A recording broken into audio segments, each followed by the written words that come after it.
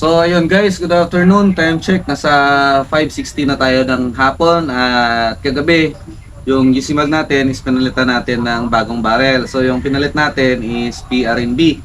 So yung NB barrel natin is nilagay natin sa M3 at yung atin namang CBB barrel na galing sa M3 ay pinadala natin sa bagong may-ari. So ngayon, itetest natin itong bago nating barrel, PRNB, sa 25 meters na target at BR25 na papel. So, para malaman nyo guys kung ilang meters talaga ito, ito, dala natin yung rangefinder natin.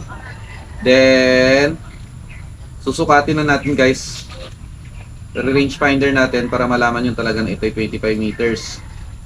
So ayun, 25.4 or 25.3 meters. So yan yung target natin guys. So bali sa gitna lang tayo titira na papel dahil mag-1 card lang tayo ngayong hapon. So stay tuned guys. Tingnan natin yung mga patama ng bago nating barrel sa GC Mag natin. So let's try the new PRNB na barrel na hawak ko guys. So ayun. So dito tayo magsa-start sa malapit sa number 5 na sighter sa line 1, target number 5. So firing. So shooting up. Subukan natin hanggang 3 pellets para sure talaga na malaman natin kung dyan ba talaga yung groupings ng ating barrel. So medyo tabingi konti.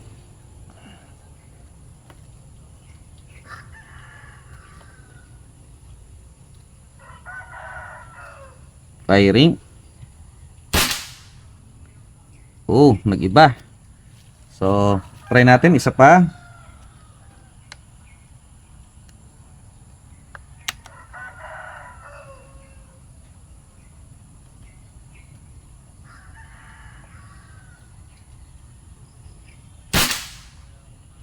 Same pa rin, dyan pa rin tumatama. So last pellet tayo sa groupings, and then doon na tayo magse-zeroing after that.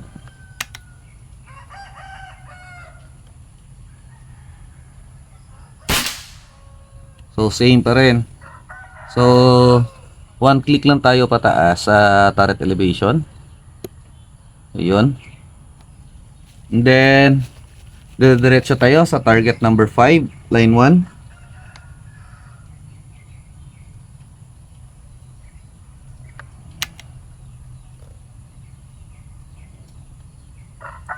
Okay, firing. Yun, pasok. Ay, sorry, hindi pala nakakonect yung ano. Patay pala yung ating chrono. So, eto na. Target number 4, line 1. Firing. Pasok. 919. So, yung FPS natin guys sa second shot is 919.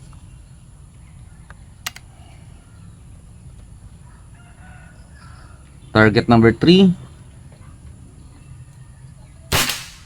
Yun, pasok. 919. Same pa rin. 919 pa rin yung FPS nya. Subukan natin sa target number 2. Pasensya na hindi kasi level yung ating gun sa target dahil yung ating sandbag ay hindi natin nadala. So try natin yung target number 2. Firing. Okay, shooting up ng konti. So sa trigger freezing ko lang yun guys. Medyo nanginginig kasi yung kamay natin. So 924 yung FPS sa third shot.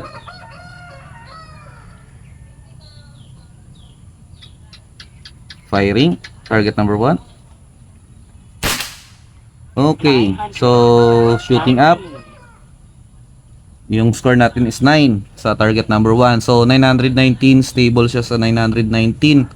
So i-reach lang natin to ulit para gumanda-ganda yung kanyang pagtapon ng bala. So punta tayo sa line 2.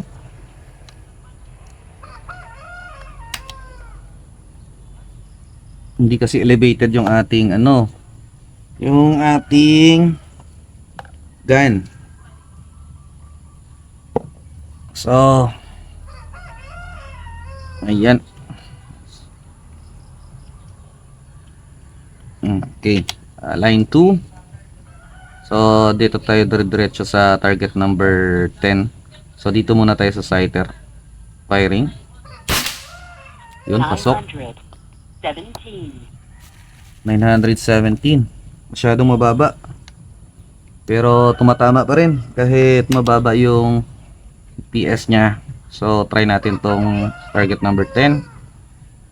Firing.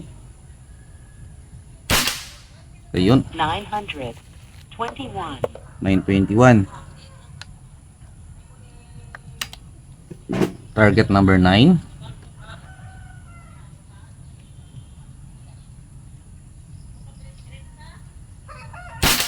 Yun, pasok. 920. So, yung EPS guys is nagsistable sa 919 to 924. So, yung patama natin is maganda rin. So, target number 8. Pasok. 925.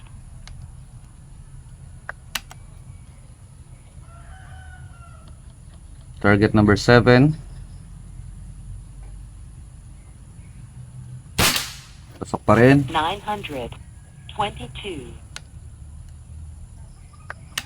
Target number 6. Pasok. 927. So yung bala pala natin guys na ginamit is NB pellet Gen 2. So unsorted, hindi na natin na-sort dahil nagmamadali tayo guys. So sighter muna tayo sa line 3. Firing. Same pa rin. 917. Yung kagandahan nito guys is ngayong hapon is hindi masyadong mahangin, kaya maganda yung ating mga patama. So challenging ito para sa akin kasi pagdating sa competition may time na malakas yung hangin. So kapag nagpa-practice tayo na walang hangin palagi, akala natin is perfect na natin, pero pagdating natin sa competition is iba na. So sana sa susunod pag mag-practice ako ulit yung mahangin para may challenge. So subukan natin barilin tong target number 11. Firing. Ayun. 921. Okay. Yan ang kasi hindi elevated yung ating sandbag. So hindi na tayo magsa-sighter. Subukan natin yung target number 12. Hanapin na natin yung magandang elevation guys. Kasi tabingi eh. Ayan. So firing target number 12. Yun, pasok. 924. Ito na lang yung gawin natin guys para hindi tabingi yung ating gun sa target. Lagyan natin ng plastic dito. Yan, para elevated talaga. Yun. So target number 13. Firing. Shooting up. 922. So meron tayong down 2 na. Meron na tayong score na 2-9. Pero considerable pa rin guys. Hindi na ako mag-adjust ng scope. Magko-compensate na lang tayo. So target number 14, firing. Yun, pasok. 922. So target number 15. Firing. Yun, pasok. So, 900. fourth line tayo guys. Sa fourth line, dito na tayo mag-a-adjust ng turret elevation natin. Dito na tayo magsisiro ulit. So,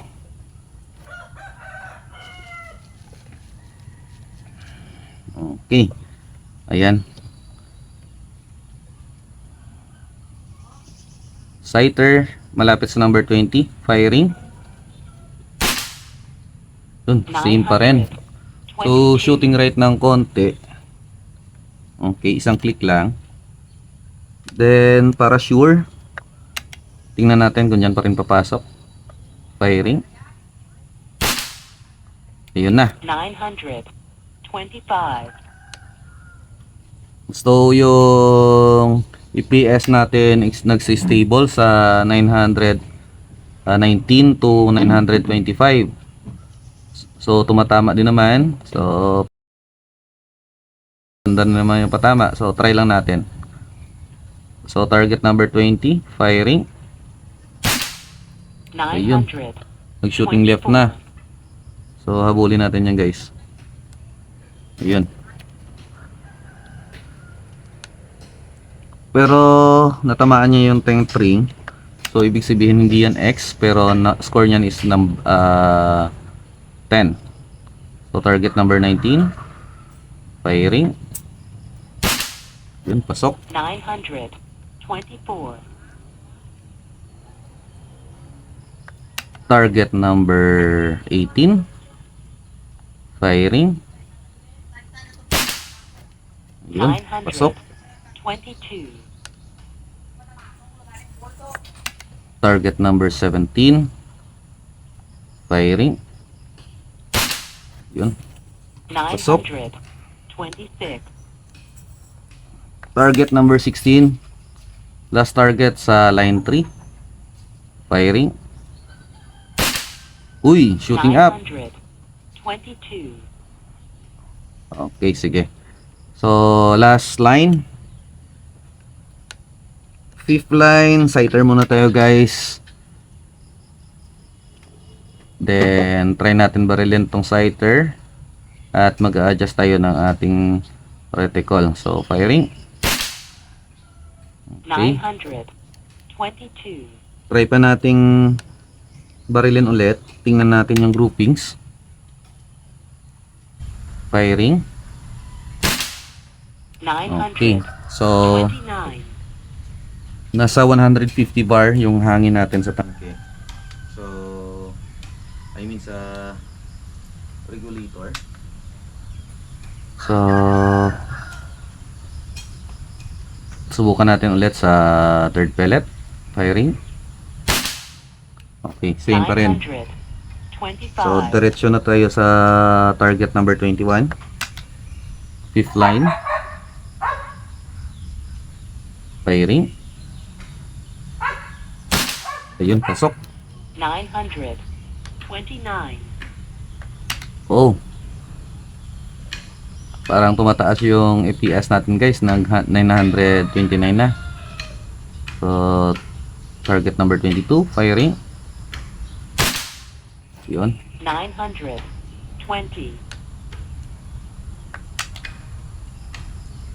Target number 23. Firing. 929. Oh. So, parang confidential ito guys, yung target number 23.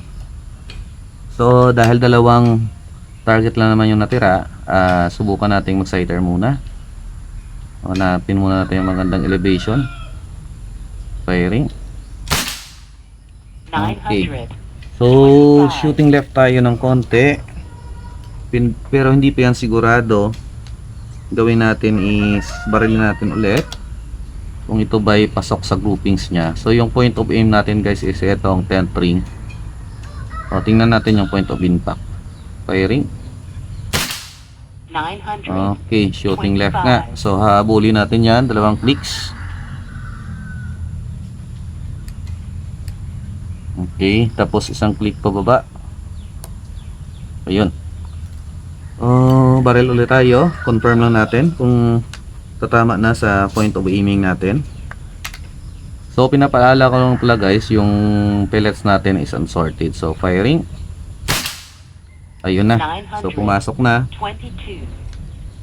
Diretso tayo sa target number 25. Firing. Ayun. 900. Pasok. 21. Last target is number 24.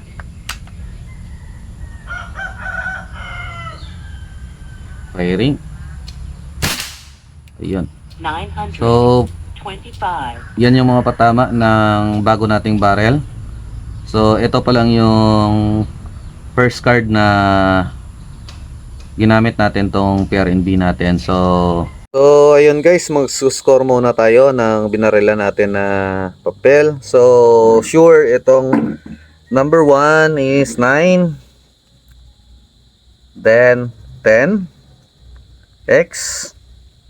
Ito guys, confidential, pero meron siyang maliit na ring ng 10th ring. So 10 ito. Hindi ko nalalagyan ng ng plug guys. Bali kayo na lang bahala. So ito ay 10. So ito 10 din. 10 X X X. Ito guys, for sure 9 to. 9. Ito 10 10 X. Ito confidential pero gawin na lang nating 10. So ito number 20, I think 10 din to. Ito 19 is X or 10, parang X ito guys. 18 is X. 17 is 10. Then ito 9 at itong 16. Then yung number 21 is X. 10 yung number 22. Ito 23. Paplagan na lang natin ito mamaya. Okay? So ito yung number 24, plug din natin.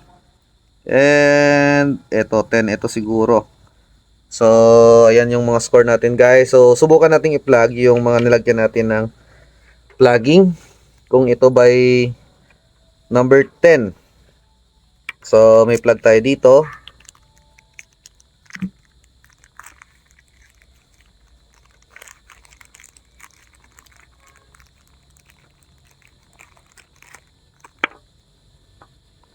So ang gawin natin para mas mabilis is ganito.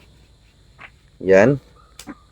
So yung nilagyan natin na paplagan is number 23.